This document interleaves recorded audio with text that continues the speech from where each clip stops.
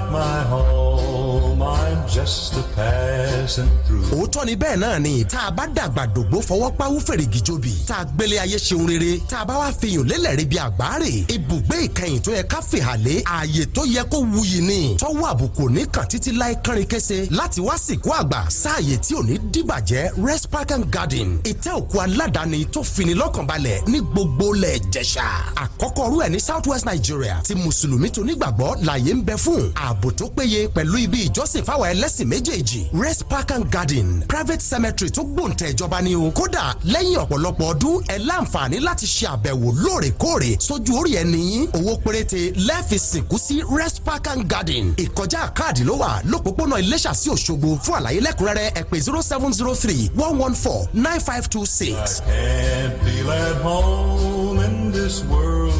anymore. Rest Park and Garden ilé ìkẹyìn aládàáni tó fini lọ́kàn balẹ̀.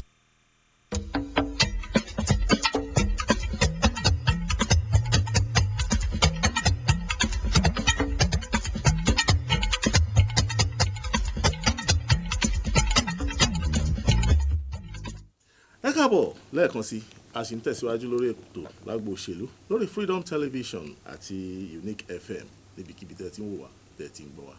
àlejò wa kejì ti gorí àtẹ òdu ni wọ́n ń bí wọn kì í ṣàìwọ̀n olóko tẹ́ àwọn kan pè wọ́n ní èyí yàtọ̀ àwọn tí ò mọ̀ dénú pè wọ́n léyìí táyọ̀ ṣùgbọ́n èyí yàtọ̀ làwọn pera wọn àwọn tó yàtọ̀ lónìí lórí ètò àwọn ni aṣojú ṣòfin tí ń ṣojú ẹkùn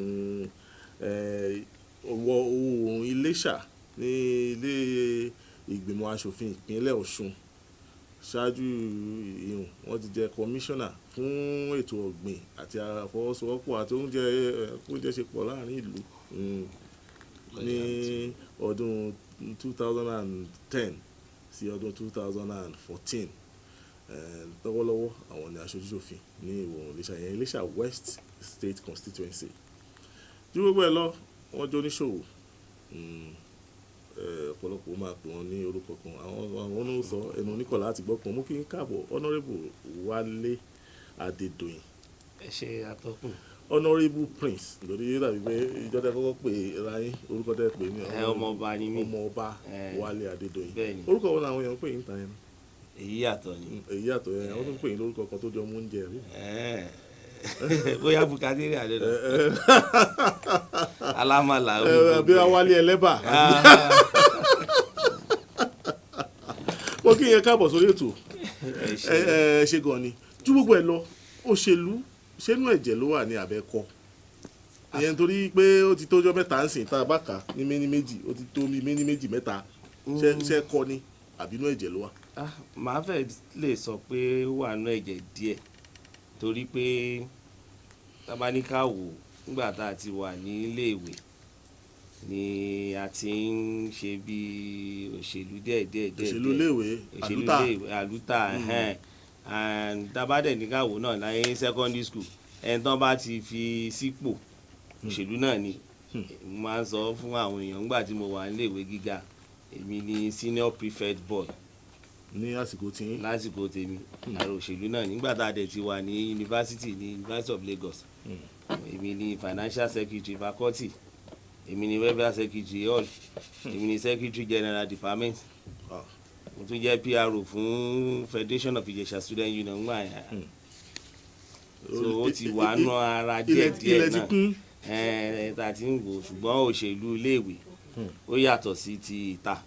ẹ mọ̀ pé òṣèlú ti campus ìyẹn ò kì í la ti owó lọ bó bá ṣe mọ ọ̀rọ̀ sọ tó gbóná tó lè sọ̀rọ̀ tó lè convince àwọn èèyàn pé kàn ṣe tiẹ̀ ní tìyẹn ti iléèwé ṣùgbọ́n ti ìta wàá mọ̀ ọ̀rọ̀ sọ o ṣùgbọ́n wàá tún ní nǹkan tán tún fi ń sọ̀rọ̀ bí kí tún ní. nǹkan tán fi ń sọ̀rọ̀ pọ̀ ní òṣèlú ìta wàá lè sọ̀rọ̀ dáadáa wàá tún lè sọ̀rọ̀ dáadáa àpò á lè sọ̀rọ̀ dáadáa àtún sọ̀rọ̀ àtún sọ àdẹ̀túgbúlọ̀ máa yẹ mọ̀ pé ti ìta inú ẹgbẹ́ ni gbogbo nǹkan tẹ́gbẹ́ bá dẹ̀ fẹ́ léèyàn gbúlọ̀ bá ẹgbẹ́ fẹ́. Wálé Adédoyin gẹ́gẹ́ bí ẹnìkan ẹ kàwé ẹ kọ́ṣẹ́ ẹ mọṣẹ́ ẹ níṣẹ́ lọ́wọ́ ẹ ní iṣẹ́ tó dáa lọ́wọ́ àpapà ẹ tún ṣòwò kí ló bá yín débi pé mo fẹ́ tún díje ìbò lẹ́yìn tẹ́ ẹ ti jẹ́ kọmíṣánná torí ọ̀pọ̀lọpọ̀ wò pé ẹ̀yin kan náà lẹ̀ ń ṣe àtìpínlẹ̀ Èkó àtìpínlẹ̀ Ọ̀ṣun àtìpínlẹ̀ Ọ̀yọ́ àtìpínlẹ̀ Ògùn àtìpínlẹ̀ Oǹdó ẹ̀yin kan náà lẹ̀ ń ṣe ẹ jẹ́ kọmíṣánná ó dàdá mi lójú pé tẹ́ ẹ bá tún kò mẹ́rin sí ẹ tún fẹ́ lọ́ọ́ bò míì ta ti ẹni bàbá ogun tẹ̀yìn nínú òṣèlú ta ni bàbá àṣàlẹ̀ yín nínú òṣèlú. Ọlọ́run ni mo gbẹ́kẹ̀lé torí pé kò sí nǹkan téèyàn lè rí ṣe nínú òṣèlú yìí nílé ayé yìí gan láì má fi tọ́lọ́ ṣe. ǹjẹ́ iná ọ̀nàmọ ẹ̀yìn gbogbo àwọn tó dẹ̀ ṣe náwọn ọmọ ẹ̀yìn bẹ́ẹ̀ ṣe ní bàbá àṣàlẹ̀. gbogbo àwọn tó jẹ́ adarí ẹgbẹ́ tó ń jẹ́ lídà wa nú ẹgbẹ́ náà ni bàbá àṣàlẹ̀ fún èmi. tàlẹ̀ yín ṣe bàbá àṣàlẹ̀ fún. tèmi ń ṣe bàbá àṣàlẹ̀ fún. àwọn kan náà wà tó ń wojú wa tó ń wo ìgbésẹ̀ wa bá a ṣe ń ṣe tó ń wò wá pé àwọn náà dẹ̀ fẹ́ kán dàbí Honorable Wálé Adédoyin o torí máa ń fi sọ fáwọn ọ̀dọ́ pé ìwọ tó bá ti jẹ́ pé jàgídíjàgan ló yàn láàyò má sùn mọ́ mi torí pé èmi ò ní pè ẹ́ kó wá lọ bá mi ṣe jàgídíjàgan irú àwọn èèyàn bẹ́ẹ̀ yẹn wọ́n máa ń wò mí pé Honorable yìí òun jẹ́ ń ṣe wàhálà ló ń ṣe ṣùgbọ́n kì í ṣe bóyá pé kéèyàn kan wá náwó wàhálà káwá láàṣà o kì í sá fógun ṣùgbọ́n èmi ò ní pè èèyàn jọ bóyá o ẹja lọ ṣe wàhálà. ìyẹn ni pé ohun tágbà fi ń jẹ̀kọ́ abẹ́ ewé ló wà. bẹ́ẹ̀ ni sùúrù kò sí nǹkan tí sùúrù ò ṣe. ohun tí mo fi béèrè ni pé ó dàbí pé olóyìnbó ń pè ní recycling politician ìkan náà ni ẹkún kọmíṣánná ẹ bọ́ sílé ìgbìmọ̀ aṣòfin ẹ bá dúpọ̀ ń bẹ ẹ tún lọ bò mí ní ìfilẹ̀ fáwọn àwọn kọ̀ọ̀kan ẹ jẹ́ káà náà tiẹ̀ lọ ká jókòó ká máa ṣe bàbá àṣẹlẹ̀ fáwọn kan. ẹ mọ̀ pé wọ́n máa ń sọ wọ́n ní experience count pé ìrírí ó ṣàgbà gbogbo nǹkan kò sí bó ṣe máa jẹ́ ẹni tó bá ti ṣe ipò kan rí tí ọ̀rọ̀ dẹ̀ yé tó dẹ̀ mọ̀ pé bọ́n ṣe ń ṣe nǹkan nìyí kò sí nǹkan tó burú nu pé kán tún ní kó tẹ̀síwájú ẹgbẹ́ ló máa ní ká tẹ̀síwájú kì í ṣe èèyàn ó lè wùyàn láti ní pé kéèyàn fẹ́ ṣe pò kan ṣe. iṣẹ́ rẹ̀ máa ń dá wa lọ́rùn Wálé máa bá iṣẹ́ rẹ̀ lọ. téèyàn bá lóun fẹ́ ṣe nǹkan tẹ́gbẹ́ bá ní àsìkò tí ì tó ilé ìgbìmọ̀ aṣòfin tí mo wà yìí nígbà tí mo dé sí ìlú Nàìjíríà orílẹ̀-èdè Nàìjíríà sí ìlú onílẹ̀ Ọ̀ṣun tí mo ní mo fẹ́ ṣòṣèlú ọdún 2009 ilé ìgbìmọ̀ aṣòfin ìpínlẹ̀ yìí ni mo ní mò ń lọ tó tó di pé a ṣe ní 2011 títí tí wọ́n ṣe fún wa lọ́nà dẹ̀ ni pé ó yá ẹgbẹ́ ní àtàwọn adarí ẹgbẹ́ ní sún síwájú sí ipò kọmíṣánná a dẹ̀ dúpẹ́ lọ́wọ́ Ọlọ́run gbàtà a dẹ̀ ṣe ti kọmíṣánná tán ní 2014 ní first term ọ̀gbẹ́ni Rauf Arẹ́gbẹ́ṣọlá pé a tún fọkàn sí bóyá a tún tẹ̀síwájú gẹ́gẹ́ bí kọmíṣánná ṣùgbọ́n nígbà tí àwọn adarí ẹgbẹ́ ní dúró díẹ̀ a dẹ̀ dúró wa 2019 aláfẹ́ díje aláfẹ́ lọ sí ilé ìgbìmọ̀ aṣojú-ṣòfin House of Rep ṣùgbọ́n àwọn adarí ẹgbẹ́ lágbára o a ṣe pé ká dúró ilé ìgbìmọ̀ aṣòfin ti Ọ̀ṣun tó ti fẹ́ ṣe ń gbà kan rí ìyẹn ni kó wá lọ ṣe ń sìn kan tó fà á nìyẹn. yóò wọlé ẹ̀kan sí o yóò wọlé ẹ̀kan sí o yẹn lóṣèlú nù. wọ́n máa ń kọ́ ṣùgbọ́n ó wà lọ́kàn yìí náà. kò sí wálé ó wọlé ẹ̀kan sí o ìyàtọ̀ ó wọlé ẹ̀kan sí. ká ṣáà máa ṣe dáadáa kò sí irú orin bẹ́ẹ̀ yẹn lọ́kàn tèmi torí pé mo rí i pé gbogbo nǹkan ní ilé ayé yìí ọwọ́ Ọlọ́run ló wà mo ní mo fẹ́ lọ ṣe House of Assembly 2011 Ọlọ́run ní rárá pé kò tó àwọn ẹgbẹ́ ní kò ní sùúrù wọ́n fún mi ní kọmíṣánná mo ní mo tún fẹ́ lọ House of Rep ní 2019 àwọn ẹgbẹ́ Ọlọ́run ní kò tí ì tásìkò wọ́n ní dúró Assembly tí mo jà pítípítí tí mo ní mo fẹ́ ṣe ń gbà yẹn náà wá ní gbà jọ̀wọ́ gba eléyìí ná nǹkan tẹ́gbẹ́ bá ti ṣe ni èmi ò ń rò pé o fẹ́ lọ nǹkan kan tí máa sọ fáwọn èèyàn ni pé àtẹ́lẹwọ́ ẹni kò kí ń tan ẹni jẹ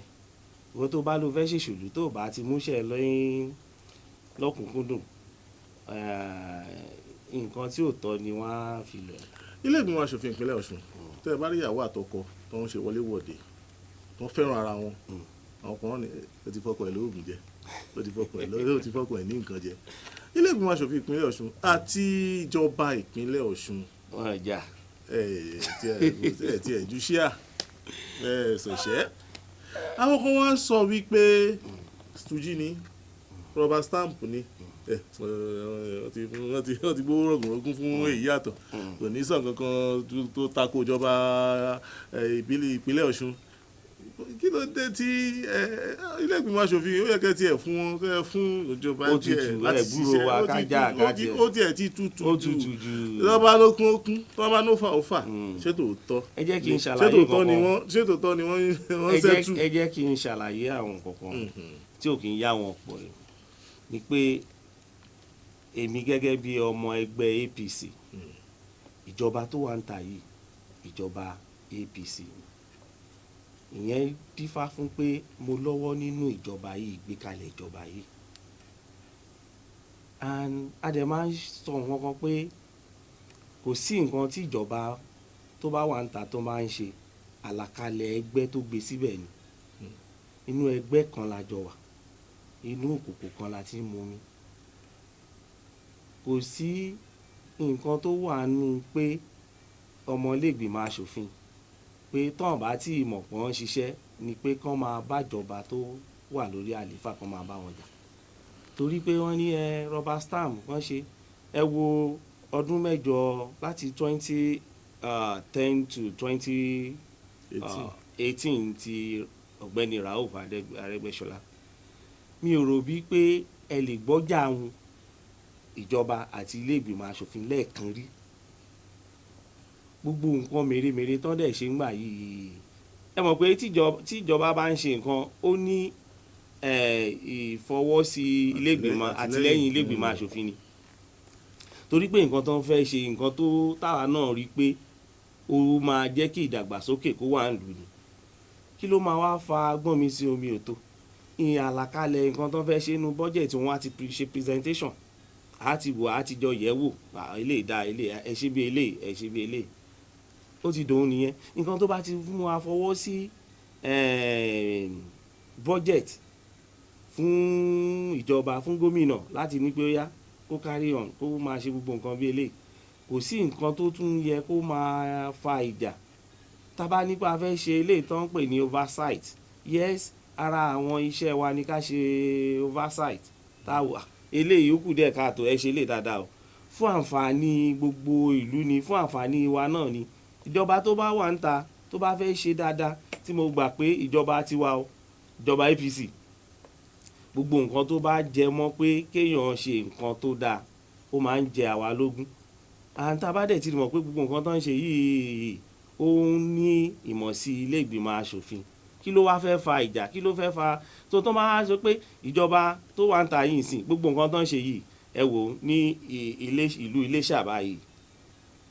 wọ́n ń ṣe ọ̀nà kan tó ṣe pé ọ̀nà yìí wà lára àwọn ọ̀nà tó burú jù ní Iléṣà Ìròjò Sábó Ìsàrè wá sí Erégúrù wọ́n ṣe ọ̀nà yìí ta ló máa rí irú nǹkan bẹ́ẹ̀ yẹn tí náà ò ní máa dùn ó ṣe é fi yan gàn tó bá ní pé àwa fọwọ́ sí irú nǹkan bẹ́ẹ̀ yẹn pé ó yá rubber stamp ni wá èmi mo yá gbà kí n jẹ́ rubber stamp kí ìjọba tèmi tá a gbé síbẹ̀ kó máa ṣe dáadáa kó máa pè mí ní Tuji ju kí ìjọba tá a jọ fọwọ́ gbé síbẹ̀ kó máa ṣe dáadáa kí wọ́n máa ní pé ogun lẹ́ni ogun lọ́la ogun ẹ rí i pé nínú àwọn ọmọ ilé ìgbìmọ̀ aṣòfin 26 mẹ́rìndínlọ́gbọ̀n ni wá mẹ́ta nu wa ni àwọn ẹgbẹ́ alátakò ẹ rí i pé àwọn ọmọ ẹgbẹ́ alátakò gan wọ́n ti ẹ̀ ríra wọn gẹ́gẹ́ bí ọmọ ẹgbẹ́ alátakò torí pé wọ́n rí i pé gbogbo nǹkan tá à ń ṣe bíbẹ̀ yẹn kò sí nǹkan tán tíjọba fi pamọ́ fún wa ń bẹ̀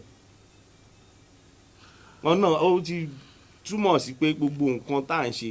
ó tẹ́ wọn lọ́rùn ó dẹ̀ jẹ́ nǹkan tó dáa kí ló wá fẹ́ wá fa ìjà. ìgbà tẹ́ bẹ̀rẹ̀ lọ́dún tó kọjá lẹ wọlé gẹ́gẹ́ bí ṣùgbọ́n láìpẹ́ ní kòró dé. ó dé kòró dé. ìjọba àwọn èèyàn wá bẹ̀rẹ̀ sí ní pé honourable àárí palliative honourable palliative jẹ́ pín palliative lẹ́yìn pé kẹ́ ẹ lọ sí Òṣogbo lọ ṣòfin kí lẹ tún nǹkan mélòó lẹ tún ṣe láàrin ìlú fáwọn èèyàn. ẹja kọ́kọ́ bẹ̀rẹ̀ láti orí ti palliative yìí kò sí ẹni tó yàn sípò tó bá ní àròjinlẹ̀ dáadáa tí ò ní ṣàánú àwọn èèyàn ń gbà kóró kò sí bó ṣe lè jẹ́ ẹni tí wọn bá tiẹ̀ wá yàn sípò gan kò sí ẹni tí Ọlọ́run bá ti bùkún yàn kò sí ẹni tí ò ní ṣe nawọ́ síta nígbà kóró torí pé ọ̀pọ̀lọpọ̀ ní ọ̀rọ̀ kóró yìí tó bá lójijì tó ṣe pé àwọn míì wà tó ṣe pé wọ́n máa ń lórí owó ojúmọ́ náà fi ń gbègbè ayé wọn lórí ọ̀rọ̀ palliative ní ti Tolúwa tó ṣe pé èmi o gẹ́gẹ́ bí Wálé Adédoyin mo ṣe ìwọ̀nba tí mo lè ṣe mo dẹ̀ máa ń sọ pé kò sí bó ṣe lè jẹ́ ìjàmbá tó dé ó dé lójijì ni kò sí ẹni tó ti gbáradì fún ìjàmbá yìí ṣe mọ̀ pé tó bá jẹ́ pé ìyàn ló fẹ́ mú báyìí wọ́n á ti forecast ẹ̀ pé ìyàn máa wà o ẹ lọ máa ṣe ètò ẹ ṣe oúnjẹ lọ́tẹ̀lé ẹ ti ṣe gbogbo ẹ̀ ṣùgbọ́n ilé ìwòkàn dé bá wa lójijì ni kò dẹ̀ sí bó ṣe máa jẹ́ èèyàn kan ládùúgbò kò lè bọ́ gbogbo èèyàn nǹkan tó fà á tó ṣe pé àwọn èèyàn ṣe ń pariwo pé àárélé àrégbá ni pé kò dàbí ìgbà téèyàn máa ń pín nǹkan ọdún tẹ bá ní a fẹ́ ṣe kérésì báyìí a fẹ́ ṣe ọdún iléyá ìwọ̀nba tó bá wà tẹ gbé síta á kárí torí pé àkókò ọdún bóyá ọjọ́ méjì mẹ́ta ni ó ti dà ṣùgbọ́n eléyìí ìgbélé wà fún ọ̀sẹ̀ kan ọ̀sẹ̀ méjì ọ̀sẹ̀ mẹ́ta mẹ́rin márùn-ún èèyàn wo kan ìjọba gan-an mọ̀ lára pé eléyìí ó ga ibi àwọn ìjọba orílẹ̀-èdè tó ń ṣe pé wọ́n ti rí nǹkan ṣe jù wá lọ ju Nàìjíríà at a point mo mọ̀ pé ní Australia wọ́n ń fún wọn ní owó pé ẹ gbà ó pé ẹ ṣiṣẹ́ ẹ gbà ó nígbà tó dé ìkóríta kan wọ́n ní owó yìí kò sí mọ́ o wọ́n ní kò sí mọ́ o pé àrọ́gbọ́n dá sí ni o wọ́n ṣe mọ́ nǹkan tó fà á nìyẹn tó ṣe pé àwọn èèyàn kan máa ń pariwo pé àrí palliative kò sí ẹni tí ò pín palliative ní Iléṣà West látòrí MHR wa Honourable LB Ayeni ó pín gbogbo àwọn alága méjèèjì wọ́n pín gbogbo councillors gbogbo wọn ló pín èmi gẹ́gẹ́ bí ẹnìkan mo pín ṣùgbọ́n kò sí bí kíní ṣe lè lọ kárí torí pé. ẹ jẹ́ sọ̀rọ̀ bí àwọn tó ń tẹ̀lé ṣòṣèlú àwọn ò rí palliative ni. ju gbogbo ẹ lọ Honourable Adédoyin kí lè àfojúsùn yín ọjọ́ iwájú pẹ̀lú òṣèlú Nàìjíríà ẹgbẹ́ APC lẹ́wà Ẹdó Oǹdó ẹni tó wà ní PDP tẹ́lẹ̀ ló wọ́n sí APC báyẹn tó wà ní PDP tẹ́lẹ̀ ló sí APC. mi ò ní yí ọ̀rọ̀ mi padà lórí ọ̀rọ̀ Ẹdó pé kí Ọlọ́run kó ṣèdájọ́ láàrin gbogbo àwọn players ńbẹ̀ torí pé mi ò mọ ọ̀rọ̀ òṣèlú pé kò tọ kọ́sọ́ síbì kan kò tọ bí eléyìí kò ṣe bí eléyìí ṣé láti jẹ yìí náà ni àbí ti kíni nítorí pé ẹni tó wà ní tó bọ́ sí gómìnà lọ́wọ́lọ́wọ́ sìn tó tọ kọ́sọ́ sí ẹgbẹ́ alátakò tẹ́lẹ̀ á dẹ̀ máa ṣèpolongo ìbò nígbà tó bá béèrè pé kí ni ṣé nǹkan tó ṣe tẹ́lẹ̀ ni ò dáa kí ló fẹ́ fi campaign pé ẹgbẹ́ ibi tó ń wà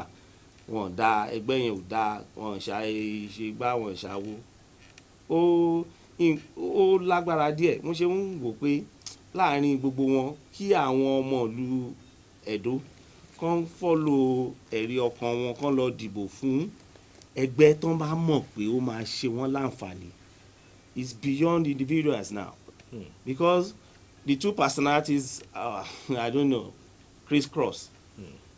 abi but agbúlọ̀ go beyond we must look beyond individual ní ọ̀rọ̀ Ẹdó ń sìn agbúlọ̀ wo ẹgbẹ́ wo ló tiẹ̀ lè fi ọkàn èèyàn balẹ̀ ń lù ẹgbẹ́ wo ló tiẹ̀ ní àlàkalẹ̀ rere tá a lè ní pé ok manifesto ní nǹkan báyìí a ní plan work plan ní ta fẹ́ follow a wò látòrí papọ̀ Nàìjíríà a wò láti àwọn. ẹ jẹ́ ká gba ìpè torí àwọn èèyàn fẹ́ bá yín sọ̀rọ̀ a sì fún yín nọ́mbà tẹ́ máa fi bá Honorable Wálé Adédoyin sọ̀rọ̀ o ṣùgbọ́n ẹ jẹ́ àgbà pé 07061580198 07061580198 ìgbè méjì péré torí àsìkò la máa gbà ṣó ṣeé ṣe ká tún rí yín kóṣù tó parí lórí ètò yìí. hello. mo wà nílùú. ẹ káàsán. ẹ máa káàsán sáà kí lorúkọ yín sáà mo lẹ ti ń pè wá. ọmọọba àkàndé ọlágbóyè ló ń pè láti ilé. láti ilé. ẹ lẹ́sà. ẹ sà á pé tó mo kí ọ̀nà olóbó wa o. wọ́n ń dá yín lóhùn. ẹ ṣé o mo kí yín o. ẹ pé tó ọlọ́run ti fẹ́ láti yọrí o. àmín. ìbéèrè mi ni pé lórí ọ̀rọ̀ local government election àti ẹ̀gbọ́n kankan bóyá gómìnà ti ẹ̀gbọ́n kankan wá sí house bóyá parliament là ń lò ní bóyá kíákíkà là ń lò ní bóyá election là ń ṣe ní àti ẹ̀gbọ́n kankan bí wọn àti kòkòtà kankan wá ní abẹ́rẹ́ gbígbé wáyé kàdápò abẹ́ aṣọ ìjápò kankan náà wà láàdó ó dẹ̀ kúndé ògùn mẹ́fà táwọn tó wà ní òkú ráì kò yé wa sà ẹ láyé wa o. ó láyé yín ẹ jẹ́ kọ́kọ́ sọ pé on the 15 ní ọjọ́ kẹẹ̀ẹ́dógún nínú oṣù yìí Honorable Wálé Adédoyin ó padà wá a wà á tún sọ̀rọ̀ dáadáa sí i wọn náà wà ń lò 0706150 6158 0198 0706158 ìpè kan hello. ẹ tó ṣe kúnlẹ̀ lóko tèmi láti kọ́bọ̀ lóṣogbo. láti. kọ́bọ̀ lóṣogbo. kí ni ìbéèrè yín. ìbéèrè tèmi náà mo àgbọ̀ gbogbo akékeré gbogbo ń tẹ́ sọ pẹ́yìn sí ẹ̀ tó bá yẹ kó rí bẹ́ẹ̀ àwọn orí tí bọ́lọ́run rí tó bá yẹ kó rí bẹ́ẹ̀ ọlọ́run rí tí ìbá rẹ̀ rí bẹ́ẹ̀ náà ẹ̀fà wa tó kùtù. gbogbo ohun tí ń lọ nílùú lóríṣiríṣi tó kọjú tó lókàlùkù ọ̀tọ̀ọ̀tọ̀. ẹ sọ̀rọ̀ sókè bàbá. ẹ̀gbọ́n nǹkan tí mò ń sọ. gbọ́ dáadáa ẹ sọ̀rọ̀ sókè dáadáa. ohun tó kọjú sẹ́nìkan yìí ló kọ sẹ́nìkejì.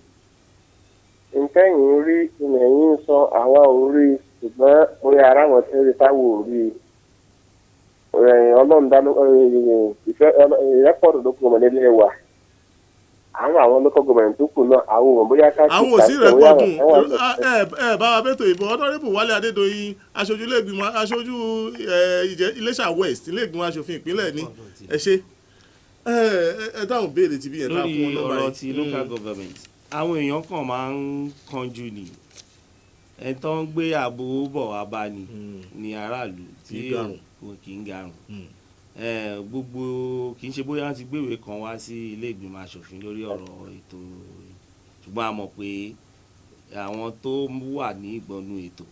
àwọn OSEC àti fọwọ́ sí wọn ti wà ń jòkó wọ́n dẹ̀ ń báṣẹ́ wọn lọ lábẹ́lẹ̀ nígbà tó bá tásìkò wọn á ṣe àwọn tó wà ń bẹ̀ yìí ó sì dá February kí àkókò wọn tó tán káwọn èèyàn má kánjú tòró arán kán má kánjú gbogbo ẹ̀ náà lè tó lọ. gbólóhùn kan fún gbogbo àwọn tó ń wò wá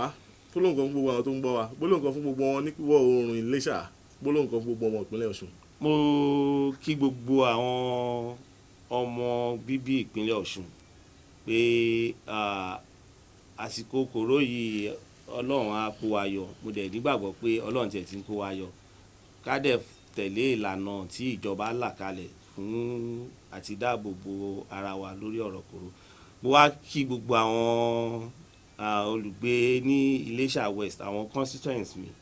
torí pé tí ò bá sí wọn kò lè sí Wálé Adédoyin mo kí gbogbo wọn pé wọ́n ń sọ mo dẹ̀ máa ń sọ láwọn ibì kan pé ẹ ti bẹ̀rẹ̀ sí yàtọ̀ bọ́ a bá fi parí ọdún á bẹ̀rẹ̀ sí yàtọ̀ ní agbọ́rọ̀ Ọlọ́run ẹ ti yàtọ̀ tó á bẹ̀rẹ̀ sí yàtọ̀ àwọn kan wà tó ṣe pé èèyàn ò lè máa sọ pé òun ṣe ṣùgbọ́n àwọn kan wà tó ṣe pé a máa ní láti pariwo pé ilé ìlàṣẹ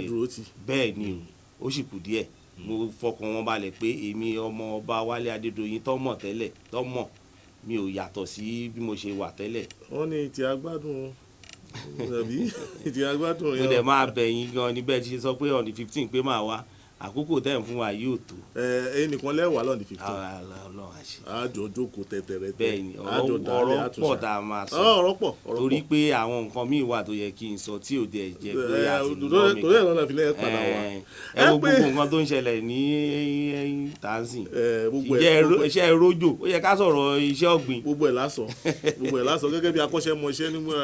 ojú ọjọ́ ìyẹn geography àti bẹ́ẹ̀ bẹ́ẹ̀ lọ. 080-335-83133 ẹ gbọ́ lẹ́ẹ̀mejì sí 080-335-83133 nọ́mbà wọn nù ó òun lẹ́ẹ̀ fi pè wọ́n 080-335-83133 080-335-83133.